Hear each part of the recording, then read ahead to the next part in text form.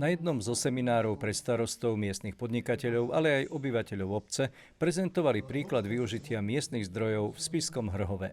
Obecný podnik hospodári na pôde, opravuje výtoky na cestách, spravuje obecný vodovod, stavia a rekonštruuje a čistí miestne lesy. Pomáhame urbárom čistiť lesy po ťažbe, následne to spracujeme na štiepku, na peletky. Všetky miestne budovy a všetky budovy, na ktoré máme dosah, či sú to školy, školské zariadenia, snažíme sa tú palivovú základňu robiť tak, aby boli na biomasu, je to lacnejšie.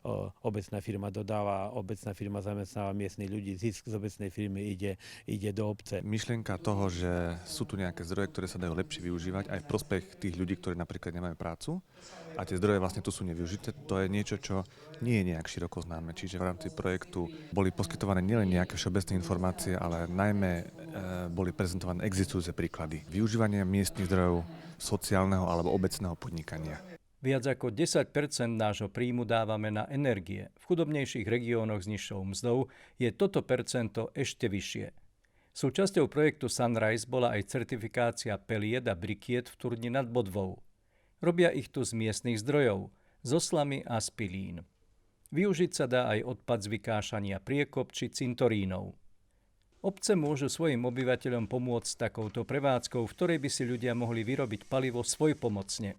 Na tejto myšlienke sú založené aj dve dielne, ktoré v projekte vznikli. Priemyselne vyrábaný slnečný kolektor stojí do 3 000 eur. Kolektor s nižšou účinnosťou, ale stále postačujúci, možno vyrobiť svojpomocne v slovenských pomeroch za 150 eur. Dielňa na výrobu kolektorov vznikla aj v zakarpatskej obci Časlivci. Dielňu sme vybavili technikou, ktorá je pridráhá pre obyvateľa obce. Je tu ohýbačka rúr i plechu.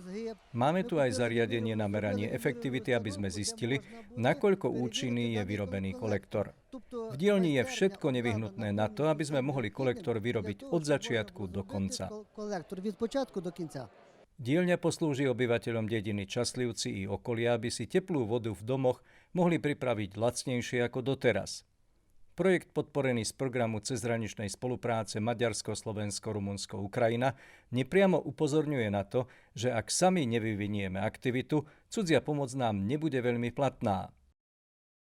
Máloktorá obec dnes drevný a biologicky rozložiteľný odpad využíva ako palivo pre verejné objekty. Hoci by tak ušetrili peniaze a zamestnali vlastných obyvateľov pri jeho výrobe. Paradoxne však u nás melieme na štiepku celé kmene, ktoré prevážame desiatky kilometrov a vykurujeme nimi mestá. To asi nie je udržateľné využívanie prírodných zdrojov. V obci možno však zriadiť včelnicu alebo napríklad vybudovať s pomocou zmesi hliny a cementu takúto stajňu z guľatiny. Namiesto toho, aby sme ju odviezli do mesta a tam spálili.